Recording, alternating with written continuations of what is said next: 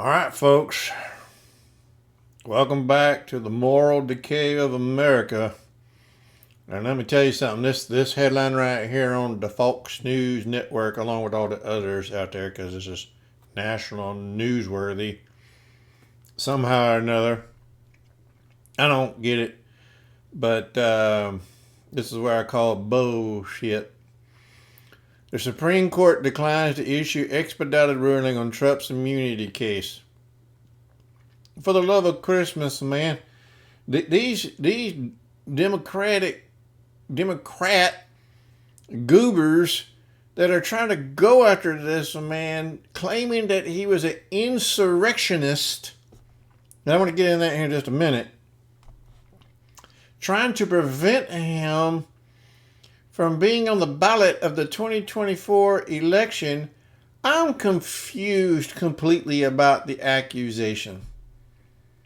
I mean, number one, if you really think that a group of unarmed people are going to go overthrow the government, you're sadly mistaken. You stupid.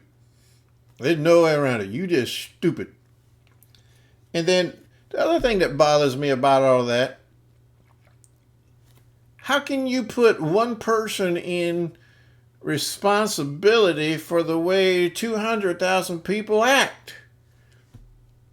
Show me the evidence that you believe you have where President Trump said, hey, go overturn the government. Go down there and tear shit up. You don't have it. It's not there. More importantly, what you do see is when goobers get inside of the Capitol building, and you can find this on Twitter and whatever, the dude wearing the hat with the horns, he was just giving a tour by the Capitol Police. They unlocked and opened doors for that man instead of just throwing his ass down on the ground and arresting him. They didn't do that. They literally walked that fool and others just, hey, take a look at this building. Hey, this is where Miss Crotchety ass sits. And on down the line. They didn't arrest him. Why didn't they? If it was truly an insurrection, why didn't they arrest his ass on the spot or shoot him?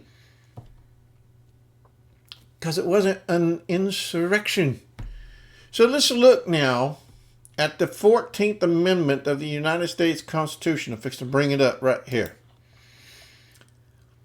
All persons naturalized and born in the United States shall not be prosecuted. No state shall make or enforce any law which shall abridge the privileges or the immunities of the citizens of the United States, nor shall any state deprive any person of life, liberty, or property without due process, nor deny any person with its jurisdiction the equal protection under law. Let's just look at that right there. How the hell, which is national news now, can the Supreme Court of Colorado say that President Trump cannot be on the ballot because he was an insurrectionist? I mean, it's December 22nd, folks. I ain't seen him convicted of that. So how can the Supreme Court say, yeah, he was and has been an insurrectionist? How'd they come to that conclusion? Heaven forbid, he's not even in court in Colorado.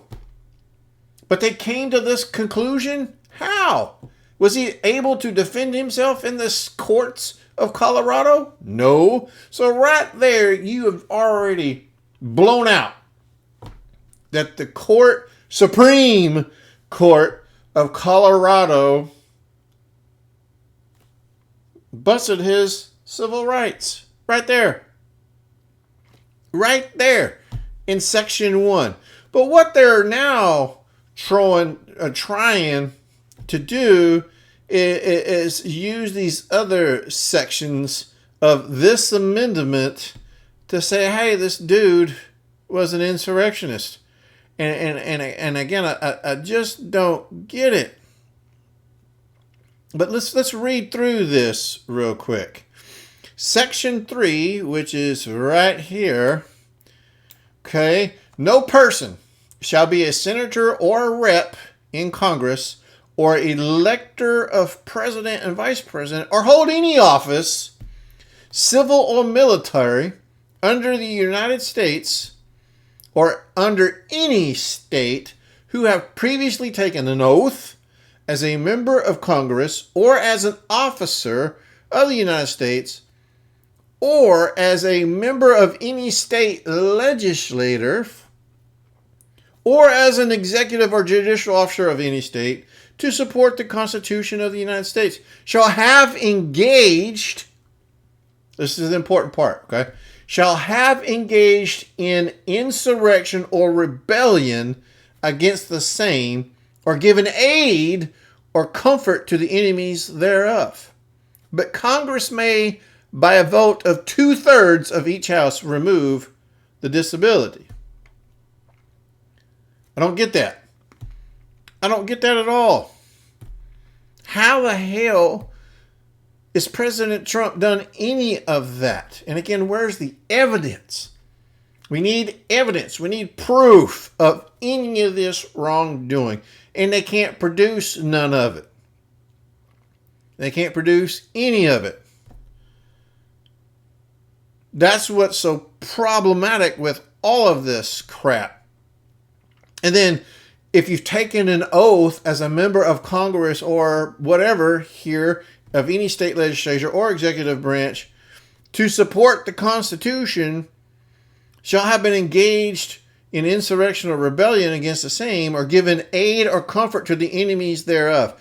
Boy, that's some slippery water and some slippery slopes right there. Holy cow. For me to argue then, hey, Mr. Joe Biden, and no, I'm not going to call him president, Joe Biden, you crooked motherfucker, you're letting these illegals walk in free. Therefore, you're giving aid and comfort to the enemy of the United States. Maybe I can interpret it that way, huh? Has anybody ever thought of that? Joe Biden's not securing the border. Maracas, or however you say his name, is not securing the border. Therefore, I believe he's given aid and comfort to the enemies of the United States. Boom. That's an impeachable offense. That's how I'm interpreting that. And then let's look at Section 4. Okay? The validity of public debt of the United States authorized by law, including debts incurred for payment of pensions and bounties for services in suppressing insurrection or rebellion, shall not be questioned. But neither the United States nor any state shall assume or pay any debt or obligation incurred in the aid of insurrection or rebellion against the United States, or any claim for the loss of the emancipation of any slave, such as debts, obligation, and claims shall be held illegal and void. You can't even leverage that, because that's about slavery. We don't have slavery no more. So, done. So, I don't know, folks. Well, I do know. And what I know is what Colorado Supreme Court did against President Trump for Amendment 14 of the Bill of Rights. They can't prove none of it. And they didn't give the man due process. So I don't understand how their Supreme Court, with these intelligent, law-abiding people who are supposedly there to interpret the law without bias, without any political affiliation. How convenient that the four liberals, and how convenient that the three conservative people, they descended right down party lines again. If these folks are truly there to interpret without bias law, then why do we have such division amongst party lines? I don't get it. I wish, and I'll close with this here, I wish the Republican side of the fence would just start playing by the same rules. Start lobbing some bombs at the Biden family. Start lobbing some bombs at these other senators. And start lobbing some lawsuits, for heaven forbid, against the Maxine Waters of the world who threatened to fight. That's asking for insurrection. We're going to take it to the streets and we are going to fight. They're burning shit up and on down the line. And, it's I don't want to say sink to their level, but sometimes you just got to fight fire with fire. And it's about time the Republicans start doing that. Because right now they're ballless and they're not helping themselves. So, but this is what's causing the moral decay of America. When judges are on party lines and they're not on interpreting and translating the law, this should be a 7-0 decision for Colorado Supreme Court. That should have been just kicked out and done.